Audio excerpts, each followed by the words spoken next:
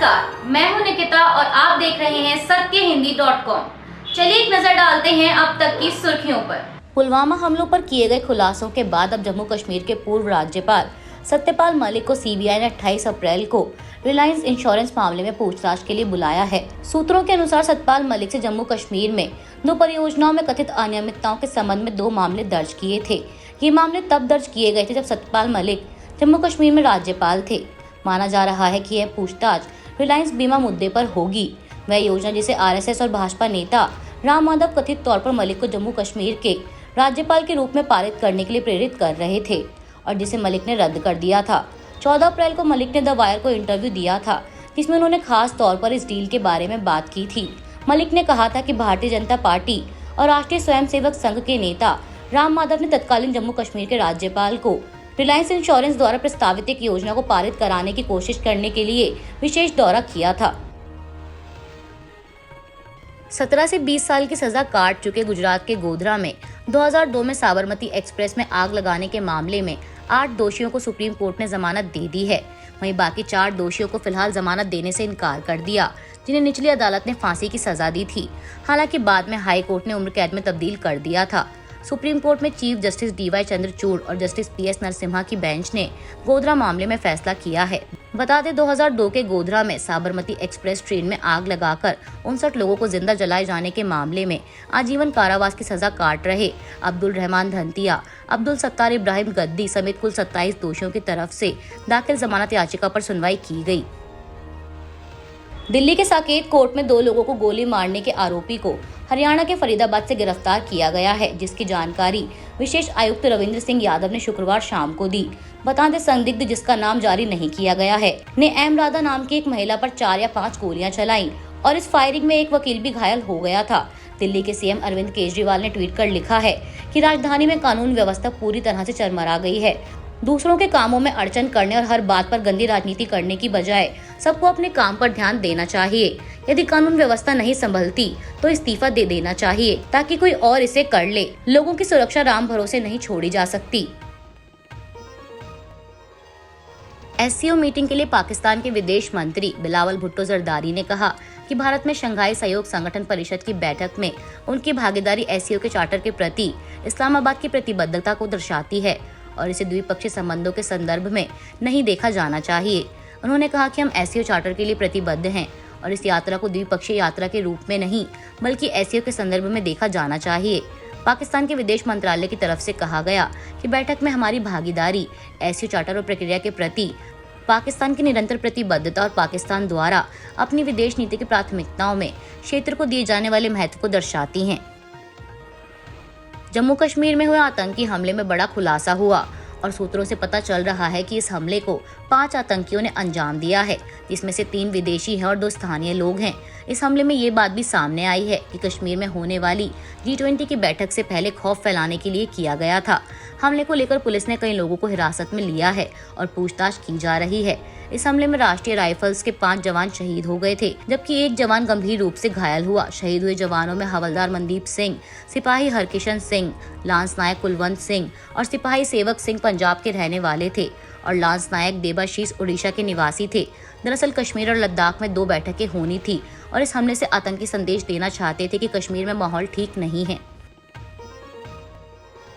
कर्नाटक चुनाव में टिकट से इनकार किए जाने पर भाजपा के वरिष्ठ नेता के.एस. ईश्वरप्पा को शुक्रवार को खुद प्रधानमंत्री नरेंद्र मोदी ने फोन किया और ईश्वरप्पा का धन्यवाद किया और उनकी प्रशंसा की। पीएम मोदी को यह कहते हुए सुना जा सकता है कि आपने पार्टी के प्रति अपनी प्रतिबद्धता दिखाई है। मैं आपसे बहुत खुश हूँ, इसलिए मैंने आपसे बात करने का फैसला किया। पीएम मोदी को यह कहते हुए भी सुना जा सकता है कि वह अगली बार जब भी कर्नाटक आएंगे तो उनसे मिलेंगे।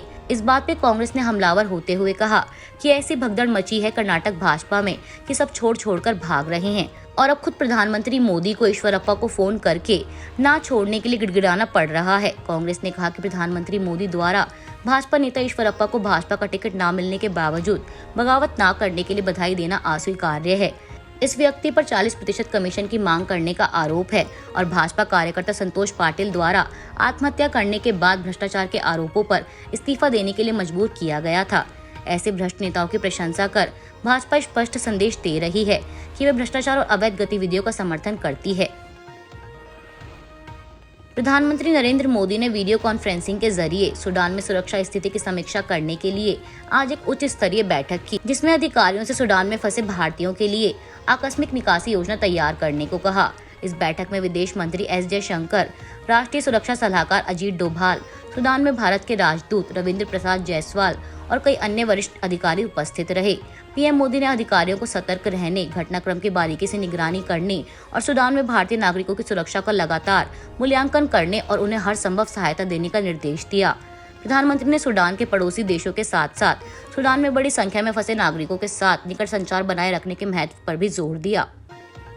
गुजरात की एक विशेष अदालत ने गुरुवार को 2002 के नरोदा गांव दंगों के मामले में गुजरात की पूर्व मंत्री माया कोडनानी और बजरंग दल के पूर्व नेता बाबू बजरंगी सहित सभी 67 आरोपियों को बरी कर दिया है। वहीं अब कोर्ट के इस फैसले पर प्रतिक्रिया देते हुए राज्यसभा सदस्य कपिल सिब्बल ने शुक्रवार को ट्वीट करते हुए लिखा कि नरोदा गांव एक 12 साल की बच्ची समेत हमारे 11 नागरिकों की मौत, 21 साल बाद 67 आरोपी बरी। क्या हमें कानून के शासन का जश्न मनाना चाहिए या उसके निधन पर निराशा व्यक्त करनी चाहिए? इसके अलावा पीड़ितों के परिवारों के एक वकील ने कहा है कि फैसले को गुजरात हाईकोर्ट के समक्ष चुनौती दी जाएगी, क्योंकि उन्हें न्याय से वंचित किया गया है। प्रधानमंत्री नरेंद्र मोदी ने सिविल सेवा दिवस के मौके पर नई दिल्ली में सिविल सेवकों को संबोधित करते हुए अधिकारियों को कहा कि आप सभी को सिविल सेवा दिवस की बहुत बहुत शुभकामनाएं। इस साल का सिविल सेवा दिवस बहुत अधिक महत्वपूर्ण है। यह ऐसा समय है जब देश ने अपने आजादी के 75 वर्ष पूरे किए हैं। उन्होंने कहा कि पंचप्रण का संकल्प भारत को उस ऊंचाई पर ले जाएगा जिसका वह हकदार है।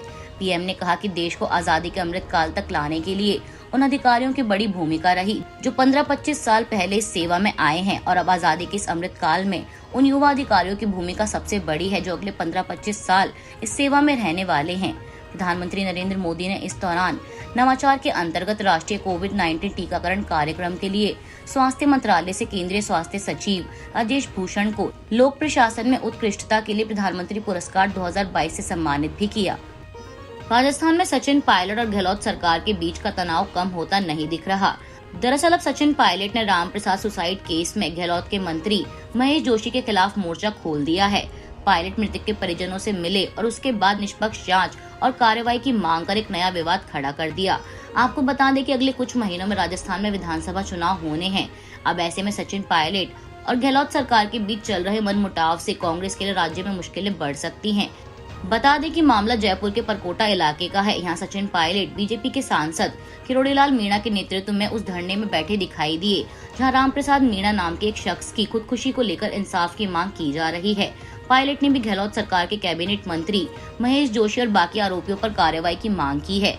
आपको बता दें कि जयपुर के परकोटा इलाके में रामप्रसाद मीणा नाम के शख्स ने 4 दिन पहले खुदकुशी कर ली। खुदकुशी से पहले उसने वीडियो जारी किया जिसमें उसने आरोप लगाया कि मंत्री महेश जोशी और कुछ अन्य लोग उसे दस्तावेज होने के बावजूद भी मकान नहीं बनाने दे रहे।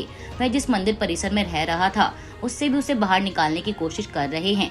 वहीं 3 दिन से मृतक रामप्रसाद मीणा के परिजन उसके शव के साथ धरने पर हैं, जिसे बीजेपी भरपूर समर्थन दे रही है और इसे पायलट के समर्थन मिलने के बाद सियासत गर्मा गई है, क्योंकि पायलट इस मामले में अपनी ही सरकार के खिलाफ एक बार फिर मुखर हैं। आज आईपीएल में चेन्नई के एम ए चिदम्बरम स्टेडियम में सनराइजर्स हैदराबाद और चेन्नई सुपर किंग्स आमने सामने हैं। चेन्नई सुपर किंग्स ने टॉस जीतकर गेंदबाजी का फैसला किया है और सनराइजर्स हैदराबाद को पहले बल्लेबाजी करने के लिए आमंत्रित किया। अभी के लिए बस इतना ही। बाकी की खबरों के लिए जुड़े रहिए सत्यहिंदी.com के साथ।